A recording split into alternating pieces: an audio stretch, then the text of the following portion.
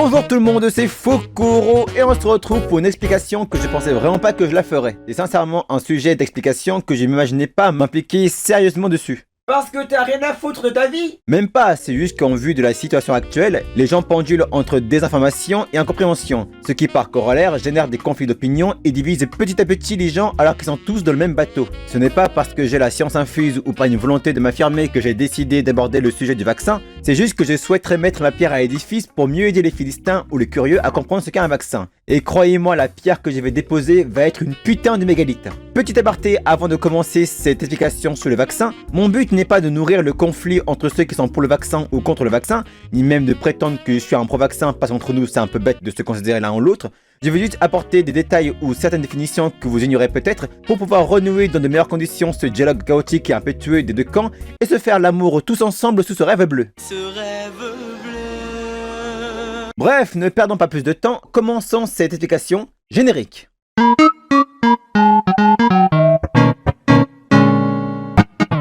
« 39% d'efficacité des vaccins Pfizer, 66% d'efficacité des vaccins Pfizer et Moderna, 90% d'efficacité des vaccins. J'en ai vu passer de ces chiffres quand je faisais mes recherches.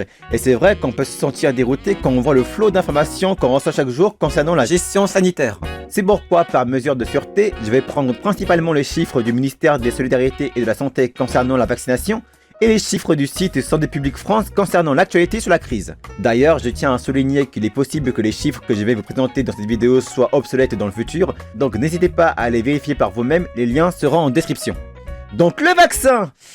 Ah, ça va être dur d'en parler vu ce qui se passe aux heures d'aujourd'hui. C'est devenu maintenant un mot tout aussi remarquable que le bruit de gaz quand tu ouvres une canette de coca devant tout le monde.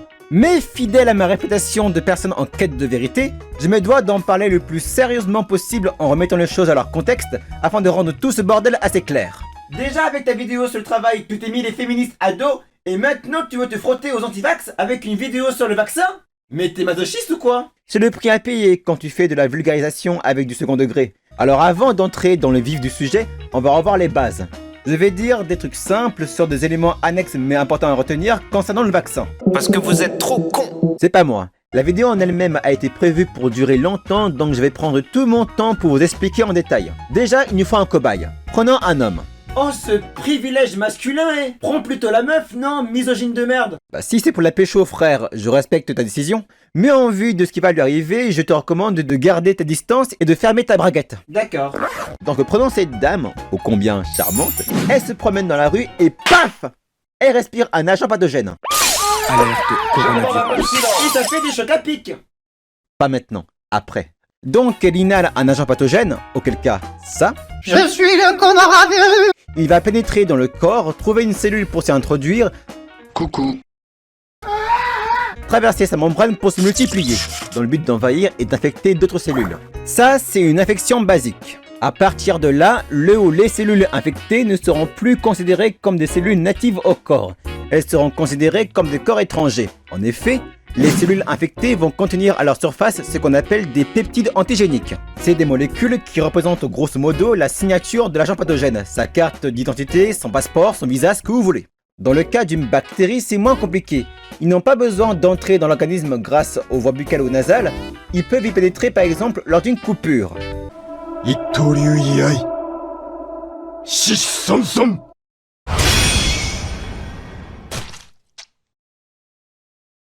Dans le cas de l'un ou l'autre, il y a infection et donc l'organisme est en danger.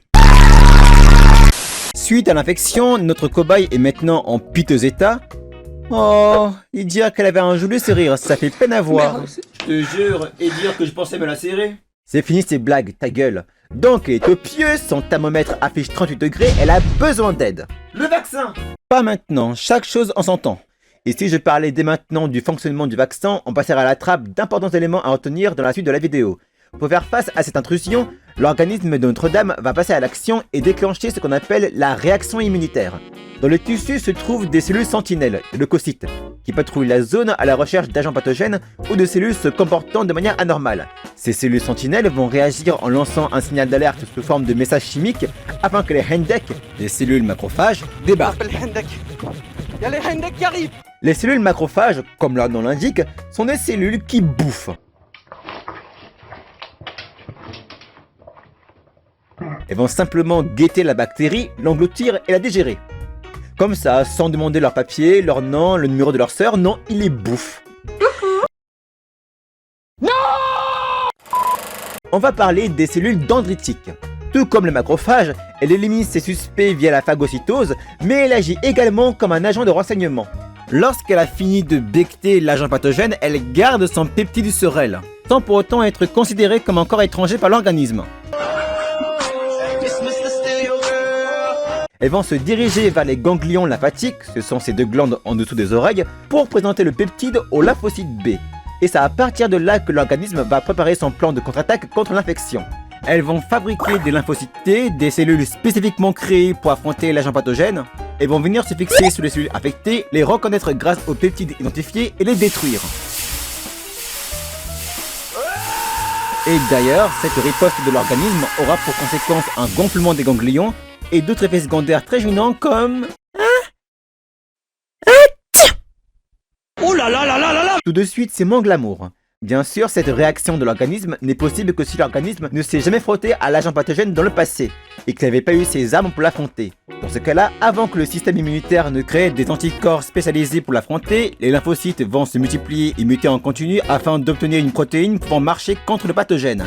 Et c'est là, voisin d'en face, qu'on peut enfin faire une transition sur le vaccin. Ah mais enfin! Comment marche un vaccin? Bon, je sais que la question n'a pas lieu d'être parce qu'en ce moment, dans la situation actuelle, c'est au cœur du sujet. Mais j'aime bien commencer par les bases avant d'aller dans les fondamentaux. Et puis, c'est ma vidéo, je fais ce que je veux, niquer vos races. Donc, quand on injecte un vaccin, basiquement, qu'est-ce qu'on distribue dans le corps? Eh ben, des échantillons de l'agent pathogène ou de la bactérie désactivée. Soit chimiquement ou par ultraviolet. L'agent pathogène ainsi inactif ne pourra pas déclencher de réaction immunitaire puisqu'il n'est pas actif pour infecter une cellule et ne pourra non plus pas être détecté par les lymphocytes puisqu'il est presque mort malgré le fait qu'ils ont des peptides non identifiés par le corps. Et du coup, comment l'organisme peut détecter la présence d'un agent pathogène si celui-ci est inactif et ne cause aucun dégât? Au moment de la vaccination, dans l'endroit de la piqûre, on va utiliser ce qu'on appelle un adjuvant. C'est un élément qui va forcer une réaction immunitaire en créant une petite inflammation à la zone de piqûre. Si vous avez été vacciné un jour de votre vie, vous vous souviendrez que parfois la zone de piqûre fait mal. C'est normal. C'est pour leurrer l'organisme et accuser l'agent pathogène désactivé par la suite. C'est comme provoquer ou attirer les flics en mettant le feu à une bijouterie ou à une poubelle. Un vaccin fonctionne de base comme ceci. Bon, après, ça dépend des vaccins. Tu as différents types de vaccins qui ne nécessitent pas d'adjuvant. Très souvent, c'est par rapport à l'élément du virus qu'on doit injecter. Par exemple, pour un vaccin à protéines recombinantes, c'est seulement la protéine qui est injectée grâce à une modification génétique d'une cellule. Et dans ce cas-là, il est inutile d'avoir recours à un adjuvant pour qu'il se fasse remarquer. Donc, pour revenir à notre cobaye, on va lui injecter le vaccin. On va attendre que l'organisme s'assimile avec les anticorps distribués par le vaccin pour qu'ils puissent lutter ensemble contre l'agent pathogène. Je vais te casser la bouche. Après une bataille à la 300 dans le corps de la dame, la voilà un peu mieux en forme. Et non, tu peux pas encore l'approcher, ferme encore ta braguette. Parce qu'il est très important de retenir qu'un vaccin, quel qu'il soit, ne marche jamais à 100%. Et malheureusement, c'est une idée reçue que beaucoup de gens la partagent en pensant que le vaccin est un médicament absolu contre la maladie. C'est faux. Il y a beaucoup d'éléments à prendre en considération, l'efficacité du système immunitaire de la personne, l'âge, ou encore des antécédents médicaux comme un AVC, un cancer, une allergie ou une quelconque comorbidité qui pourrait causer des effets indésirables par rattacher au vaccin. Donc si la personne meurt à cause du vaccin finalement, est-ce qu'on peut dire que c'est de sa faute à ne pas prévenir le médecin qu'il a un antécédent médical? J'irai pas jusqu'à dire cela, mais je préfère dire à la place qu'il y aura toujours des personnes qui seront pas susceptibles d'être protégées pleinement par le vaccin et d'autres qui le seront. Puisque l'efficacité du vaccin n'est pas efficace à 100%, il y aura certains cas où la première dose de vaccin ne sera pas efficace, où la réaction immunitaire ne se déclarera pas assez efficacement et qui ne seront pas assez protégés, d'où les doses rappel par exemple. Bon, vous avez remarqué que je parle plus des vaccins dans leur ensemble au lieu de parler plus particulièrement de ceux qui circulent actuellement comme Pfizer, Moderna ou AstraZeneca. Parce que je tiens à respecter la règle première de cette explication, qui n'est pas de vous convaincre et encore moins de vous forcer à vous vacciner. Je vais vous amener à travers une meilleure compréhension du vaccin pour vous faire votre propre réflexion. Parce que dans une période d'incertitude à cause de la maladie et une situation de fatalité à cause du pass sanitaire, beaucoup de personnes prennent des vérités fausses comme des faits établis et font circuler des fakes, des détournements d'informations ou encore des fantaisies liées aux théories conspirationnistes pour cacher le fait qu'ils ont tous une vie de merde dans l'absolu. C'était gratuit? C'était gratuit. Donc pour que tout le monde comprenne bien, le vaccin n'est pas efficace à 100% et protège seulement des formes sévères de l'agent pathogène. Ce n'est pas une panacée, un médicament qui guérit, une hyperpotion qui restaure toute ta vie. C'est un outil de prévention qui te laisse seulement les formes bénignes de la maladie, comme un rhume, une toux, une fièvre, une crise urticaire, mais ça va pas plus loin. Et du coup, pourquoi les gens pensent que le vaccin guérit et le met au même pied d'égalité qu'un médicament? Si tu veux faire allusion à la crise sanitaire, c'est parce qu'il y avait au début de 2020 aucun médicament, aucun traitement contre la maladie. Et du coup, voir venir un vaccin qui était la seule option pour se protéger les a fait croire qu'il prévenait et guérissait en même temps. Et aussi parce qu'on est habitués, occidentaux que nous sommes, qu'au moindre symptôme d'une maladie, on se faisait prescrire une ordonnance avec une liste de médicaments et au bout d'une semaine, pif, t'es guéri, on n'en parle plus. Mais face à un agent pathogène inconnu comme celui qu'on combat, tu peux faire quoi contre lui? Rien. Aux aurores du premier confinement, t'avais des gens qui se poussaient, se serraient, se bousculaient, s'étranglaient dans les supermarchés, qui vidaient les rayons de pâtes et d'essuie-cul comme si la fin du monde allait frapper à leur porte. Enfin, on se croyait vraiment dans un scénario de film catastrophe où c'était chacun pour sa peau, quoi. Tout ça pour dire à quel point on peut devenir barjot lorsqu'un paramètre qu'on avait l'habitude de gérer facilement devient complètement instable et hors de contrôle. Mais bon, c'est la nature humaine. Enfin, moi je suis une chouette, donc du moment que je trinque pas avec un pangolin ou une chauve-souris dans un bar, je m'en bats un peu les plumes. L'avantage de ne pas être un bipède poilu, j'imagine. Eh oui. Bon, on s'éloigne un peu du sujet, reprenons le fil. Donc le but d'un vaccin, c'est assez simple à comprendre, c'est de lutter contre les infections graves. C'est-à-dire que dans le cadre d'une vaccination de masse lors d'une épidémie, le but est d'endiguer la maladie avec un nombre conséquent de personnes vaccinées. Comme on vient de dire il y a quelques minutes, il y aura certaines personnes sur qui le vaccin sera inefficace et d'autres avec des antécédents médicaux qui feront qu'ils ne seront pas tolérables à la vaccination. L'utilité de vacciner une large partie de la population permettra à ceux qui ont été infectés par la maladie de ne pas la propager à une grande distance et à ceux qui sont non immunisés d'être protégés de ceux qui sont infectés. On appelle cette stratégie la couverture vaccinale. On estime qu'on peut endiguer une épidémie lorsque la couverture vaccinale est à partir de 95%. À l'heure où j'ai écrit cette vidéo, en se référant à Solidarité Santé France, on est à 87% de couverture vaccinale. Donc on est presque à ça de l'atteindre, ça fait plaisir. Voilà quelque chose qui fera pas plaisir aux antivax. Je vais pas être contre leur choix de ne pas se faire vacciner, en espérant seulement qu'ils ne feront pas chuter la couverture vaccinale alors qu'on touche presque aux 95% avec des arguments bateaux qui ne changeront finalement pas grand chose. Et puis l'utilité de cette explication est aussi de remettre les choses dans l'ordre en expliquant, comme le nom de la vidéo l'indique, certains points qui méritent éclaircissement et de démonter certaines affirmations récurrentes sans fondement. Et c'est pour ça, voisin d'en face, qu'on s'est préparé toi et moi. Je t'avais donné l'antithèse de mes notes afin que tu joues le rôle de l'anti-vaccin lors de mon top 3. Pourquoi c'est moi qui dois faire toujours le rôle du méchant dans chacune de tes vidéos? Parce que de 1, on te voit jamais, de 2, c'est moi la diva dans mes vidéos, et de 3, tu oublies quelle merde tu m'as amené avec mon explication sur les vacances et sur le travail. J'ai été emmené au tribunal, je te rappelle en fleur. Alors évidemment que tu tiens le rôle du connard de service dans mes vidéos, tu voudrais que tu sois quoi d'autre? Bon, reprenons. J'ai parlé de l'infection, du déroulement d'une vaccination, la gestion d'une épidémie. Parlons maintenant de l'histoire des vaccins.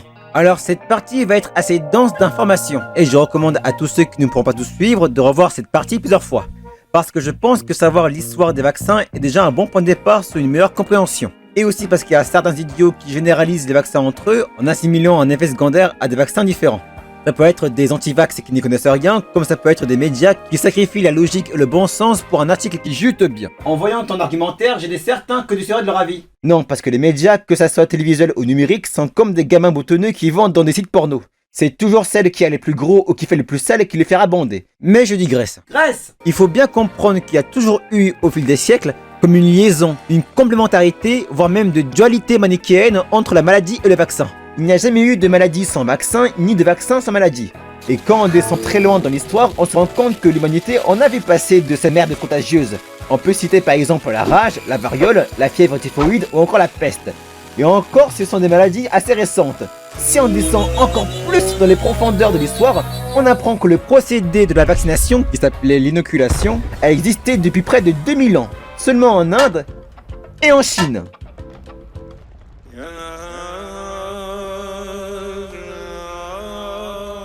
Comme par hasard. Bon, après la méthode était pas très sophistiquée en comparaison. En fait, au XIe siècle, si on devait citer la première technique de vaccination dans l'histoire, la maladie la plus dominante était la variole. D'abord au Moyen-Orient et en Asie, puis exportée en Europe, à son tour exportée aux Amériques. Elle était présente dans toutes les cultures et faisait à chaque fois des millions de morts à chaque épidémie. Parce qu'à l'époque, ils n'avaient pas de moyens pour l'endiguer. Le cas de l'épidémie de variole apportée par les colons européens au continent amérindien est un bon exemple. 75% de sa population a été décimée, pour vous dire à quel point c'était une belle saloperie. Fort heureusement, la maladie a été éradiquée de la surface de la Terre en 1980 grâce aux campagnes de vaccination massive. Non loin de faire une comparaison relative avec la situation d'aujourd'hui, donc passons. Et donc l'inoculation, qui était l'ancêtre de la vaccination moderne, était principalement adressée contre la variole. La méthode était plus ou moins simple. Elle consistait à... Alors, j'espère que personne d'entre vous ne mange en regardant ces vidéos parce que c'est plutôt hard. Elle consistait à injecter du pus de personnes contaminées dans les plaies de la personne qu'il fallait vacciner. Ouais. Ouais. Ça s'appelait la variolisation. Ouais, c'est plutôt sale en vrai. Mais malgré le caractère inhabituel et écœurant de la méthode, force est de constater que ça a plutôt bien fonctionné. Chez nous en France, au début du 19e siècle, on était passé de 50 à 80 000 morts de la maladie à 2000. Et de 10% de mortalité à 1%. Je peux te dire un truc? Quoi donc? Juste pour teaser mon rôle d'anti-vaccin dans ton top 3. Tu oublies que cette méthode de vaccination avec le puce la blessure n'a pas été si concluante parce que par la suite ça a conduit à l'apparition de nouvelles maladies comme l'hépatite ou la syphilis, qui d'ailleurs se faisait appeler la grande variole, au rebond épidémique de la maladie auquel ils étaient censés être immunisés, et de nouveaux morts vers la fin du siècle. Ce que tu viens de dire, voisin d'en face, est très intéressant parce que ça introduit pour la première fois dans l'histoire cette stratégie vaccinale qui, dans cette crise sanitaire, fait beaucoup parler de lui, le rappel vaccinal. Et oui, on l'avait sûrement oublié, un vaccin n'est jamais efficace à 100%, et de ce fait, sa protection diminue au fil du temps. Et donc oui, tu as raison, cette méthode archaïque de vaccination a donné lieu à la réapparition de la maladie par manque de rappels vaccinaux, mais ça a permis aux chercheurs de mieux étudier ce vaccin, de l'améliorer et de mettre en place une nouvelle version plus efficace et plus sûre. Et je pense par rapport à aujourd'hui que ça va être la même chose pour nos vaccins habituels. Ils vont s'améliorer de plus en plus face à la maladie et possiblement mettre fin à cette crise lorsqu'ils auront appris à maîtriser leur ultra-instinct. Ce développement de méthodes de vaccination va permettre dès la fin du siècle à l'amélioration et même à la diversification des nombreux types de vaccins. Fini la vaccination traditionnelle, on doit se mettre du pus dégueulasse sur nos plaies purulentes. Salut avec moi l'avancée de la science. Dis-moi les pinières de la peau enragée. Mais bordel! J'adore la science. Blague à part, ça vient en fait de la méthode de traitement contre la rage de Louis Pasteur, en reprenant les travaux d'un médecin de campagne britannique, Jenner. Non, pas cette famille Jenner, Edward Jenner. Ce serait un peu honteux de ma part qu'on parle pas de Edward Jenner si on devait aborder le sujet du vaccin, parce qu'il est celui qui a créé le premier vrai vaccin contre la variole. Attends, t'avais pas dit que c'était les Chinois qui avaient inventé le premier vaccin? C'est quoi cette arnaque? Inoculation. Nuance. Il y a en effet une petite différence entre inoculation et vaccination. Le principe d'inoculation implique le fait de laisser l'agent pathogène se développer en toi. Et on y revient sur ce qu'on avait dit sur le déroulement d'une vaccination. On injecte lors d'une vaccination classique soit un échantillon de l'agent pathogène, soit une version désactivée ou atténuée de cette dernière. Sauf que l'inoculation consiste à inoculer l'exudat contaminé d'une personne malade, ce qui n'est pas le cas de la vaccination. À titre d'exemple, c'est comme si au lieu de t'injecter le vaccin anti-corona, on t'injectait la salive d'un pélo contaminé directement dans le corps. J'avoue que tu regretterais presque pas d'avoir claqué 50 balles sur un test PCR à la place. Donc Edward Jenner est celui qui a inventé le tout premier vrai vaccin, qui ciblait un variant de la variole transmissible par les vaches des campagnes, la vaccine. Oh! Donc ça vient de là le mot vaccin! Et oui mon cher, on apprend des choses dans les explications. Donc ce type avait utilisé une forme atténuée de la vaccine, déjà infectée sur une personne. Il avait prélevé du pus sur les pustules de l'hôte, l'injecta sur les deux bras de son patient, ce mec hardcore. La personne est tombée malade, rien de plus normal, et au bout de quelques jours, il réitéra la chose pour voir si ça avait fonctionné, et effectivement sa méthode avait porté ses fruits. Le gamin était complètement immunisé de la vaccine et de la variole. Et oui, vous avez bien entendu le mot gamin, parce que le patient qui a été double dosé était un enfant de 8 ans. Je te le fais pas dire. Donc son succès se fait ressentir, les échos de sa découverte traversent la Manche jusqu'à arriver aux esgourdes des pays de l'Europe de l'Ouest, l'Allemagne, l'Espagne, France, et c'est à partir de là que Louis Pasteur va reprendre les travaux de Jenner afin de fabriquer un vaccin qui n'utilise non pas une sécrétion contagieuse, mais une souche de l'agent contagieux, un échantillon de l'agent pathogène. D'où justement l'anecdote que c'est Louis Pasteur lui-même qui a baptisé ce traitement vaccin en hommage aux travaux de Jenner. Il avait travaillé sur l'élaboration de plusieurs vaccins contre le choléra des poules, puis sur la rage avec les moelles épinières de lapin, tu te souviens? C'est dégueu, mec! Et enfin un vaccin sur la fièvre charbonneuse. A noter également que les vaccins de Pasteur étaient tous des vaccins à pathogènes inactivés et atténués. Pourtant, sa méthode avec la moelle épinière de lapin n'est pas sans rappeler le principe actif des vaccins dits à ADN. Il va falloir attendre un siècle avant de voir apparaître les vaccins qu'on connaît à protéines recombinantes, ARN messager, ADN, etc. Mais derrière l'avancée scientifique en matière de santé grâce aux vaccins, il y a un tout nouveau type de compétiteur qui s'est joint dans la mêlée entre les émergences de maladies récentes et du développement de vaccins et qui s'est mis à émerger depuis les découvertes de Jenner et de Pasteur. On les connaît, vous les connaissez, ils nous connaissent, il s'agit Mon rôle dans le top 3. de la team anti-vax. Ils sont pas prêts, ils sont pas prêts. Sublime. Non, t'inquiète pas, ils vont comprendre, c'est pour la bonne forme. Bon, je commence. Non, commence. Afin de protéger le monde de la vaccination, afin de rallier toutes les masses à notre vision, afin d'écraser la science et la vérité, afin d'étendre notre philosophie jusqu'à la voie lactée. Anti-vax! La team anti-vax plus rapide que la lumière! Jetez tous vos poisons ou ce sera la guerre! Voisin, oui, la guerre. Faut vraiment que je dorme plus. Et oui, là où la lumière du succès de l'avancée de la science se répand, il y aura toujours un coin d'ombre où la vérité est remise en doute. Les premiers témoignages des arguments anti-vaccins sont tout aussi récents que l'importation de la pratique en Europe. En même temps, il faut se le dire, l'Europe c'est le continent des râleurs, donc bien évidemment qu'il y aurait des détracteurs et des réticents contre cette pratique exotique. Tous des gens d'extrême droite. Pour faire un lien avec les conséquences de l'immigration, je suppose. Je vais pas tout énumérer ce que disent les anti-vaccins dans cette partie de la vidéo parce que c'est long et chiant, et aussi parce que le top 3 a été spécifiquement prévu pour cet effet. Disons qu'à l'époque, c'était des croyants, des pégus et des médecins adeptes de thérapies alternatives qui se prononçaient contre la méthode de vaccination de Pasteur et de Jenner. Parce que bon, recevoir du pu d'un mec que tu connais pas ou se faire injecter de la moelle épinière d'un lapin enragé, même pour un pari à 2000 €, tu serais pas chaud. Mais là où ça coince, c'est lorsqu'une pratique inconnue devient suspicieuse à travers le manque d'information et de recul, et se transforme avec l'effort combiné d'un groupe de personnes plus ou moins nombreux en une forme pensée qui aboutit, vous l'aurez compris, à de la fantaisie. Ça ne date pas d'hier cette manie des anti-vaccins à transformer la réalité à leur convenance pour but de décourager les gens de la vaccination. Vous vous offusquez qu'ils croient que la pandémie est une invention du gouvernement, qu'il a été créé volontairement en laboratoire pour simuler une épidémie pour but de nous contrôler grâce à la 5G. Eh ben laissez-moi vous dire qu'en termes d'imagination et de créativité, ce sont des petits joueurs comparés à la première génération d'anti-vaccins. Eh ouais, les précurseurs. Si je vous disais qu'à l'époque, ils croyaient que le vaccin était contre la morale religieuse parce qu'elle délivrait les malades d'une décision irrévocable et supernelle de Dieu, ou que les patients de Jenner injectés par sa vaccine allaient se transformer en abomination avec des parties bovines qui leur poussaient sur le corps façon Resident Evil, vous aurez plus envie de croire ça parce qu'au moins il y a de quoi se marrer. Parce que bon, les anti-vaccins sont assez sporadiques durant les périodes de grosses épidémies. C'est souvent durant ces moments de troubles sanitaires qu'ils sortent de leur tanière et qu'on se rappelle qu'ils existent. Tu vois, c'est comme les pays de l'Europe de l'Est que tu apprends leur existence durant les Euros de foot, du style Biélorussie, Moldavie ou encore Bosnie-Herzégovine. Ils riment tous en I, c'est magnifique, fais-moi un check au bichoubine. Durant la vaccination contre l'hépatite B en 1992 et l'affaire des cas de sclérose en plaques 3 ans plus tard, ils étaient là. Durant la crise de H1N1 en 2009, ils étaient là. Durant la loi rendant obligatoire des vaccins contre ces 11 maladies en janvier 2018, ils étaient là. Et bien sûr, durant la crise sanitaire d'aujourd'hui, ils sont encore là. Ils sont comparables à des marmottes qui sortent d'hibernation chaque printemps. Sauf que chaque printemps équivaut au premier jour de vaccination de chaque épidémie. Avec une chose qui reste inchangée, ce sont leurs arguments.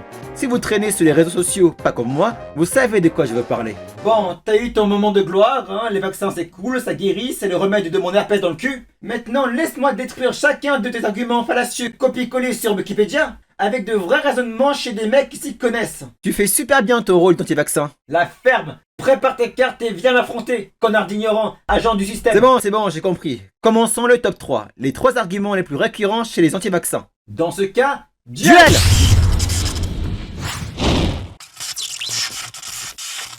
Oh le type qui crée du suspense pour rien.